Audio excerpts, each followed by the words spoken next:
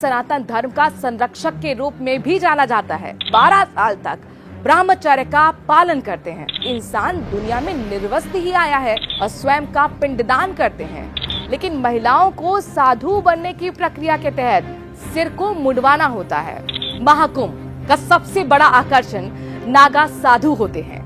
नागा साधु को देखने के लिए देश और विदेश के लोग महाकुंभ में आते हैं।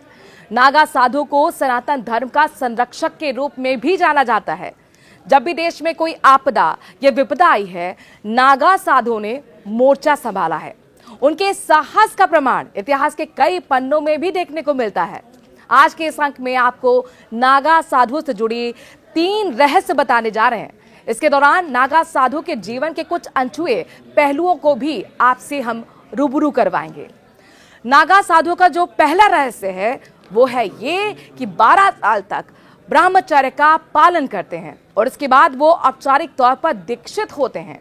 अपने दीक्षा काल के दौरान नागा साधु हिमालय के दुर्गम पहाड़ों में तप करते हैं, लेकिन जब भी महाकुंभ का स्नान होता है तो रहस्यमय तरीके से ये उस स्थान पर पहुंच जाते हैं।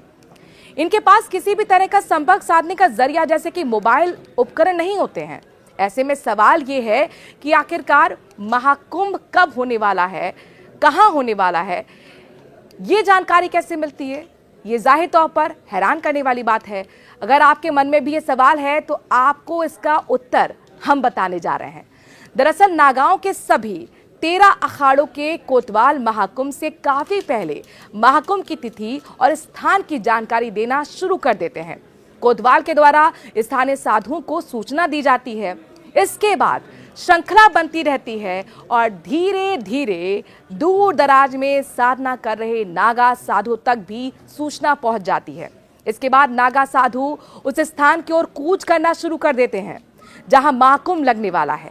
इसके अलावा कुछ लोगों का ये भी मानना है कि योग से सिद्धियां पाए नागा साधु को ग्रह नक्षत्रों की चाल से ही महाकुंभ की तिथि और स्थान का पता लग जाता है। नागा साधु का दूसरा रहस्य यह है कि नागा साधु जहां भी डेरा डालते हैं वहां धुनी अवश्य जलाते हैं। इस धुनी को बेहद पवित्र माना जाता है और इससे जुड़े कई नियम भी हैं जिसके बारे में आपको जानकारी इस वीडियो में मिलेगी। धुनी की आग को साधारण आग नहीं माना जाता है। ये सिद्ध मंत्रों के प्रयोग से ही सही मुहूर्त में जलाई जाती है।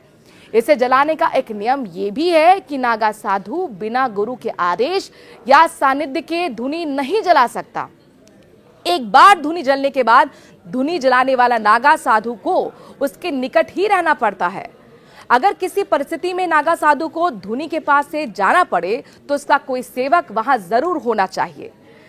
नागा साधु के पास जो चिमटा होता है वो भी केवल इसलिए होता है कि धुनी की आग को व्यवस्थित किया जा सके।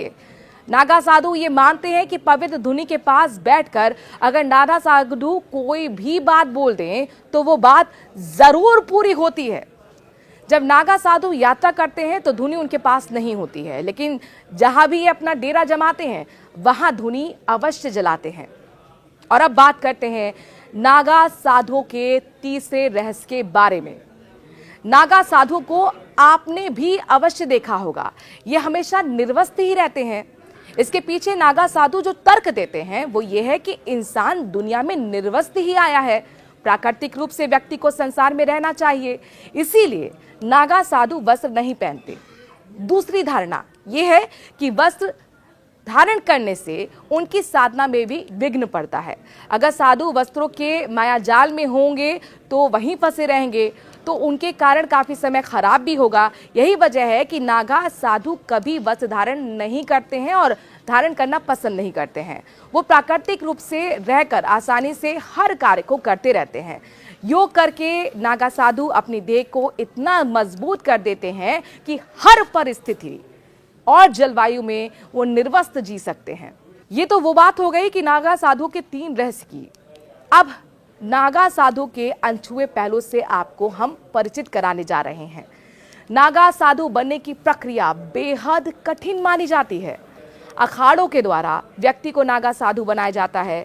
अखाड़ा समिति देखती है कि व्यक्ति साधु के योग्य है या फिर नहीं। इसके बाद उस व्यक्ति को अखाड़े में प्रवेश दिया जाता है। इसके बाद व्यक्ति को कई तरह की परीक्षाएं भी देनी होती हैं। नागा साधु बनने के लिए ब्रह्मचर्य के नियम का पालन तो करना ही होता है। इसमें सफलता पाने के लिए साधक को 5 गुरु से दीक्षा भी प्राप्त करनी होती है। शिव, विष्णु, शक्ति, सूर्य और गणेश द्वारा, जिन्हें पंचदेव भी कहा जाता है। इसके बाद व्यक्ति सांसारिक जीवन का त्याग कर आध्यात्मिक जीवन में प्रवेश करते हैं और स्वयं का पिंडदान करते हैं।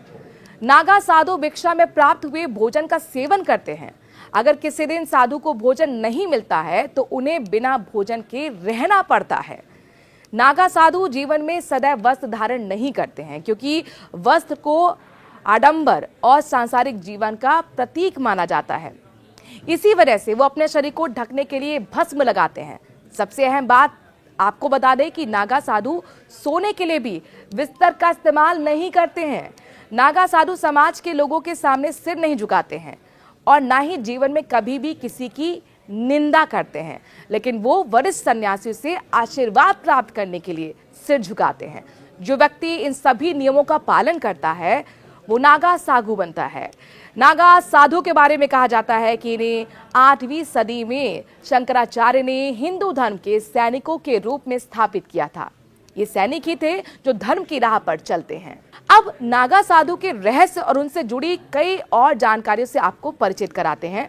आपको क्या पता है कि नागा साधु के साथ साथ नागा साध्वी भी होती हैं। नागा साधु एक कठिन प्रक्रिया से होकर उन्हें गुजरना पड़ता है, फिर चाहे वो पुरुष हो या फिर महिला नागा साध्वी।